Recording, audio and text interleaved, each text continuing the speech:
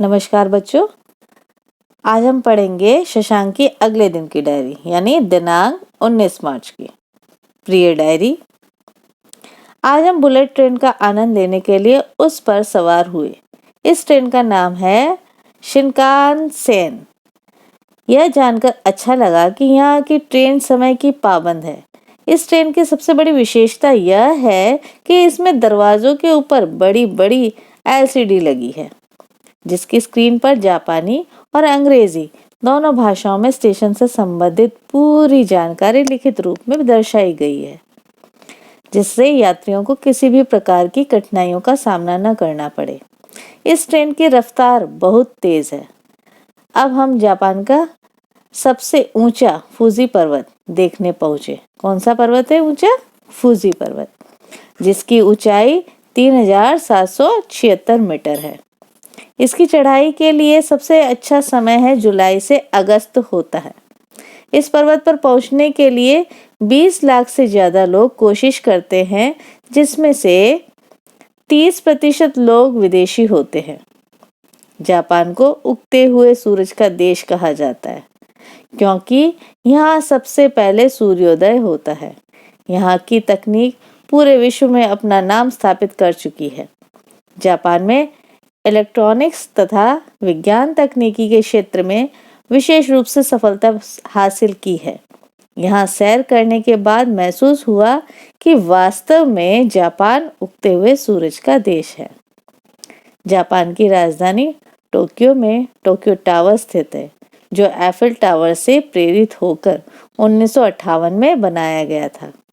यह टोक्यो के मिंटो में स्थित है। इसका रंग सतरंगी और सफेद है। इसकी ऊंचाई 333 मीटर यानी 1093 फुट है। टोक्यो टावर जापान की तकनीक का एक हिस्सा है। हमारे पास मात्र 3 दिन का समय था। पिताजी द्वारा दिए गए इस अनोखे उपहार को यानी इस जापान की यात्रा को मैं कभी नहीं भूलूंगा।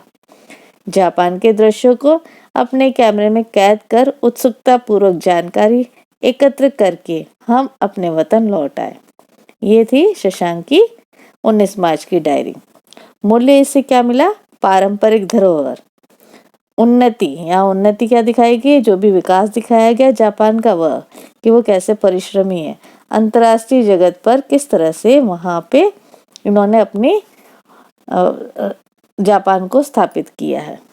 शब्दार्थ है ज्ञानवर्धक, ज्ञान को बढ़ाना, गाइड, मार्गदर्शक, अभिनंदन, स्वागत, अनुपम, जिसकी उपमा न की जा सके, बहुमूल्य, कीमती, मानवकृत, मानव के द्वारा बनाया हुआ, व्यंजन, पकवान, अनुमति, आज्ञा, तकनीकी, प्राविधिकी। तो यहाँ पे जो भी टेक्निकली जो भी है वो उन्होंने बहुत कुछ हासिल किया है। ठीक है, तो आप भी अपने दिन की डायरी लिखने की शुरुआत कीजिए कि जहाँ पे आप गए हैं, आपको अनुभव हुआ है, ताकि आप अपनी अच्छी बातें, अच्छे अनुभव उसमें संरक्षित कर सके। धन्यवाद। पाठ 6, उगते सूरज का देश जापान। लघु प्रश्न।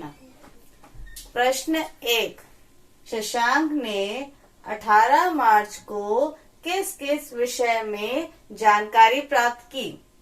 उत्तर, शशांक ने 18 मार्च को बौद्ध धर्म मंदिर की बनावट, उनके पारंपरिक कपड़े, किमोनो, मानवकृत तालाब और वहां के स्वादिष्ट व्यंजनों जैसे सुशी, सोमेन, कायू के बारे में जानकारी प्राप्त की थी। प्रश्न 2, जापान को उगते हुए सूरज का देश क्यों कहा जाता है? उत्तर, जापान को उगते हुए सूरज का देश इसलिए कहा जाता है क्योंकि विश्व में सबसे पहले सूरज यहीं पर उगता है और यहाँ की वैज्ञानिक तकनीकी मतलब साइंटिफिकली जो भी इन्वेंशन होते हैं या इलेक्ट्रॉनिक गैजेट बनते हैं वो सबसे ज्यादा ये बनते हैं। तो क्या कह रहे हैं, वैज्ञानिक तकनीकी तथा इलेक्ट्रॉनिक्स ने पूरे विश्व में सफलता हासिल की है, इसलिए भी यह कहा जाता है। प्रश्न 3, फूजी पर्वत की विशेषताएं लिखिए। उत्तर है, फूजी पर्वत की विशेषताएं निम्न प्रकार से हैं।